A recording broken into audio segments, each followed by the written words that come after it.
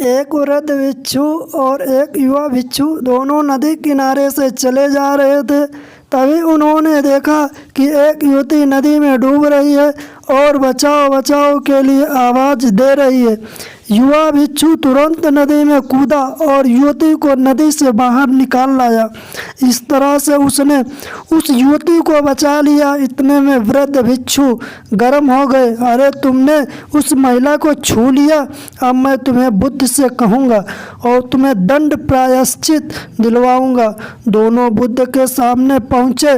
वृद्ध भिक्षु ने कहा, बनते इसको दंड मिलना चाहिए। बुद्ध ने पूछा, क्यों?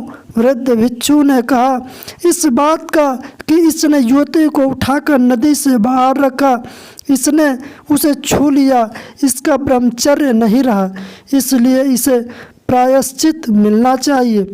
बुद्ध ने कहा, प्रायश्चित पहले तुम ले लो, मैं किस बात का प्रायश्चित लूँ?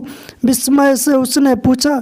बुद्ध ने कहा, इसने तो उस महिला को उठाकर वहाँ ही रख दिया, पर तुम तो उसे अपने मानस में उठाकर यहाँ तक ले आए।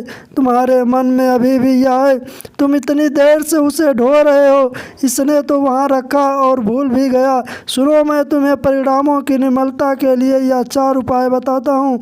हमेशा मन को स्वस्थ रखना, दूसरों के बारे में विकृत नहीं करना, इंद्रियों पर विजय प्राप्त करना, अच्छी संगति में रहना, प्रार्थना